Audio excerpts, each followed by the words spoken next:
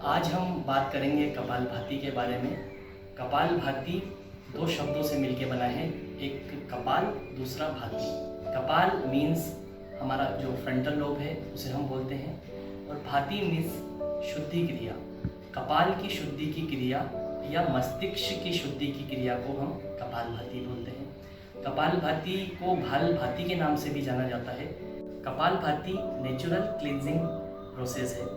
जिस तरह से आयुर्वेद में पंचकर्मों का समावेश किया गया है, जो क्लींजिंग प्रोसेस के नाम से या प्यूरिफिकेशन प्रोसेस के नाम से भी जिसे हम जानते हैं।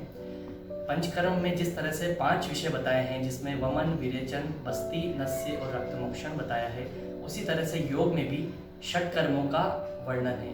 षटकर्मों में ही कपालभाति का भी समावेश किया गया है। षटकर्मों में नोली, धोती, बस्ती, नेति, कपालभाति और त्राटक का समावेश किया गया है। षटकर्म का ही कपालभाति एक पार्ट है। कपालभाति एक नेचुरल क्लींजिंग प्रोसेस है। कपालभाति बहुत से लोग समझ नहीं पाते हैं कि कपालभाति को किस तरह से करना है।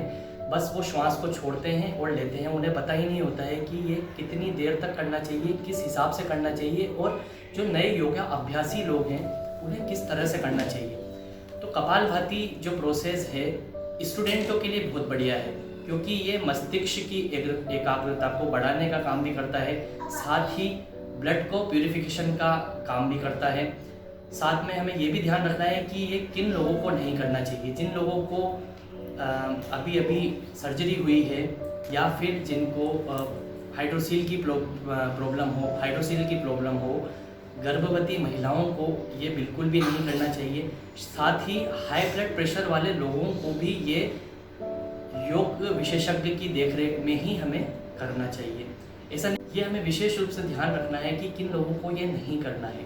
जिन लोगों की अभी अभी सर्जरी हुई है, हाइड्रोसील की प्रॉब्लम है, हर्निया की प्रॉब्लम है, और गर्भवती महिलाओं को ये बिल्कुल भी नहीं करना है। साथ में जिनको हाइपरटेंशन की, हाई ब्लड प्रेशर की प्रॉब्लम है, उनको भी विशेष रूप से ये चिकित्सक की देखरेख में या योग विशेषज्ञ की देखरेख में ही करना है। अब जब हम कपालभाति करेंगे, कपालभाति करने में हमें जो श्वास है, श्वास की क्रिया जो हमें करते हैं, उसे हमें बाहर तेजी से एक बार एक्सहेल करना है।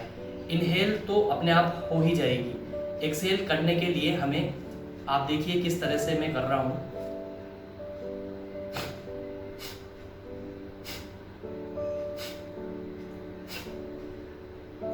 जिस तरह आपने देखा कि मैंने किस तरह से एक्सहेल किया है, केवल हमें श्वास की गति को बाहर की तरफ ही छोड़ना है। इनहेल ये ऑटोमेटिक ही हो जाएगी। जब हम एक्सहेल करेंगे तो ये एक्टिव प्रोसेस है, और जब हम श्वास को अंदर लेंगे तो ये एक पैसिव प्रोसेस है। तो हमें ये विशेष रूप से ध्यान रखना है। और जब भी हम इसको करें तो हमारी नेक और स्पाइन एकदम स्ट्रेट होनी चाहिए। कुछ लोग जो करते हैं वो स्पाइन और नेक को एकदम इस तरह से झुका के करते हैं, तो ये एक बहुत गलत तरीका है। इससे जो हमें बेनिफिट मिलना है वो बेनिफिट तो नहीं मिलेंगे, साथ ही इससे हमें उल्टी जो नेगेटिव एडवर्स इफेक्ट हैं वो प्राप्त होते हैं। तो हमें ये विशेष रूप से ध्यान रखना है कि हमें ये कैसे करना चाहिए। इसे करने के लिए हमें पहले ध्यानासन की स्थिति में या सुखासन की स्थिति में किसी तरह भी हम इसमें बैठ सकते हैं। उसके बाद हमें इसे केवल बाहर की तरफ एयर को एक्सहेल करना है, इस तरह से।